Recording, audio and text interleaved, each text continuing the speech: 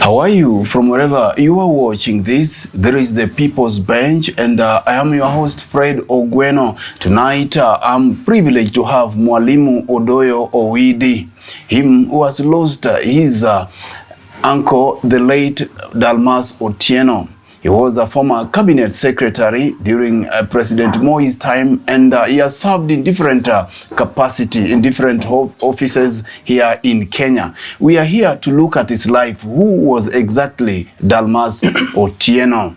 Like they say in Swahili, mti mkubwa ukianguka bila shaka ndege uyumba. And that is why we are here with Mwalimu to look at the life of Dalmas Otieno. How are you, Mwalimu?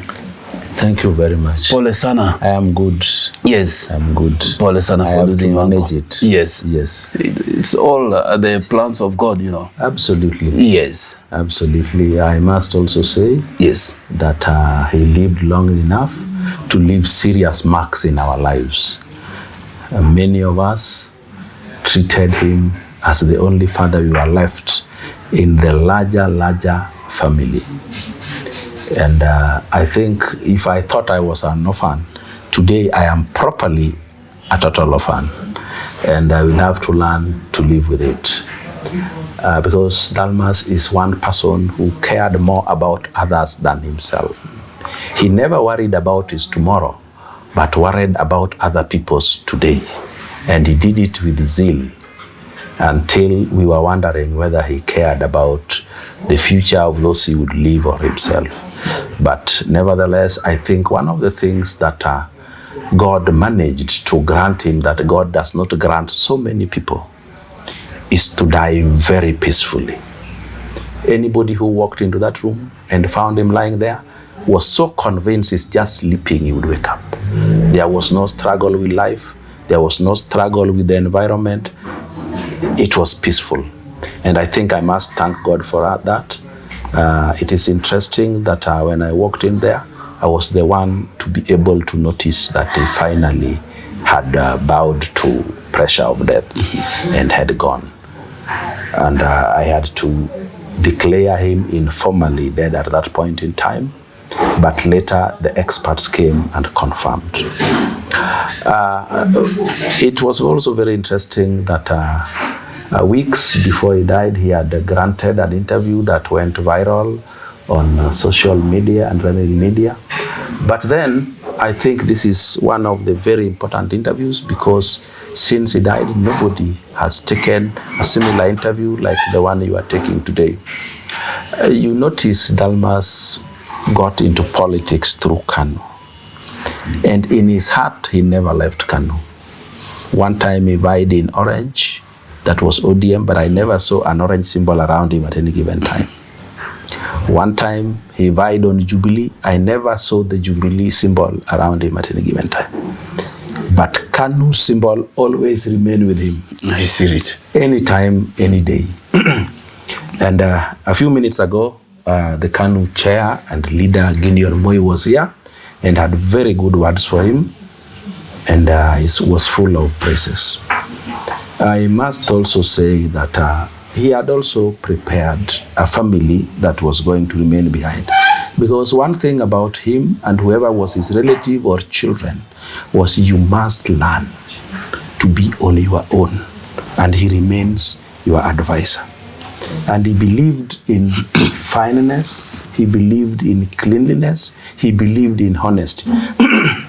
One time when he was Minister for Public Service, there was a group of people who were fired during the Moi regime when we were having the dream team of Mwalimu Otieno and such people.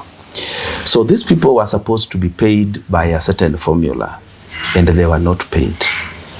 They went to court, they went to tribunals and finally won, but they were still not paid. So they came to me and told me, take us to the Minister for Public Service. We want to tell him our story.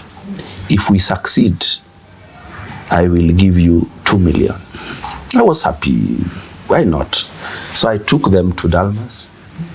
He ushered them in, sent me out as he spoke to them. He spoke to them, and when I went in, he told me it is their right. They are going to get paid, but you can't take anything from them. I have told them not to give you anything.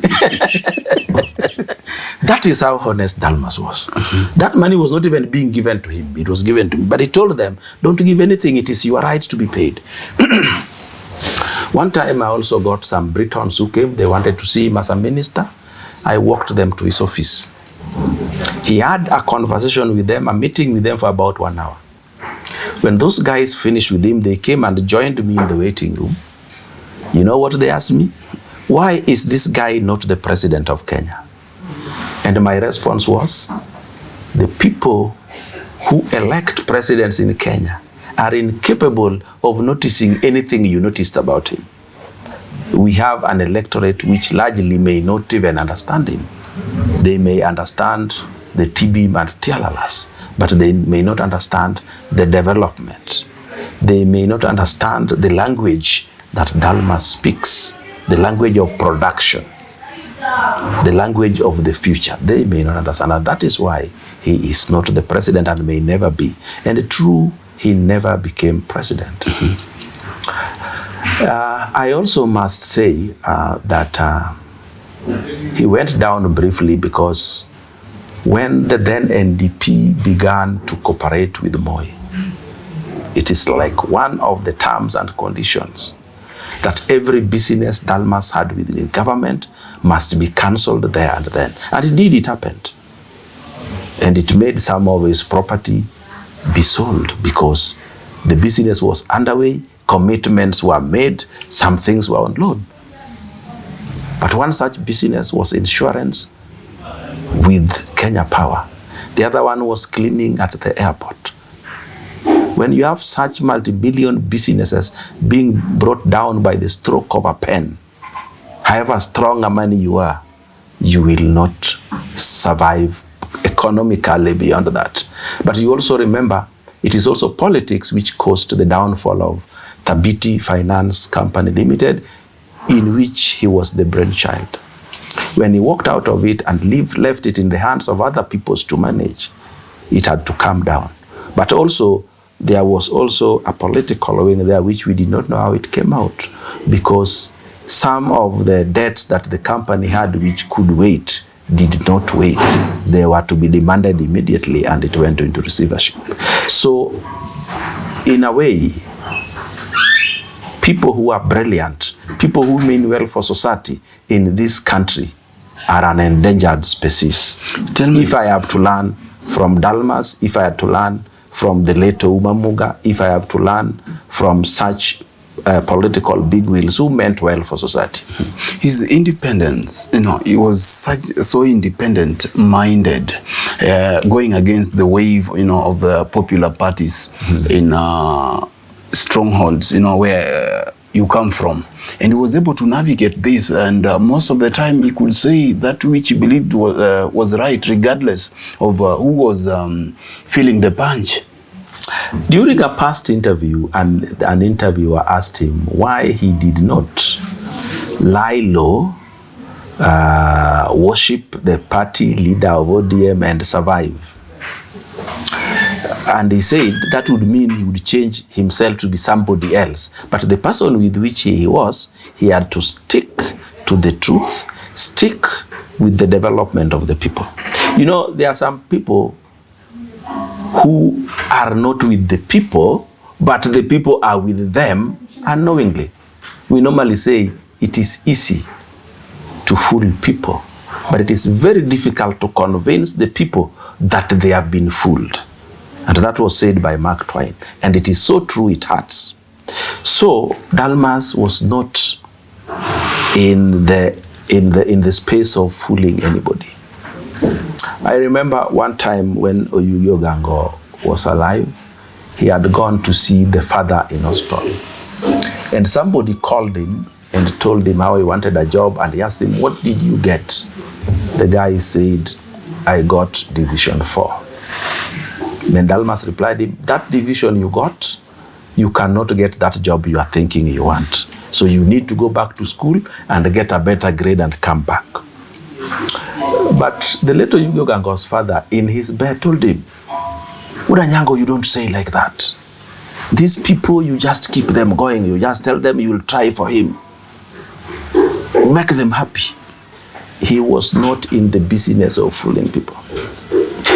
And when he was a serious politician, when he was a minister, sometimes I would go to his office, and one day I asked him, why do you sometimes invite the people from Rongo in your office all together? They sit and you take their problems one by one.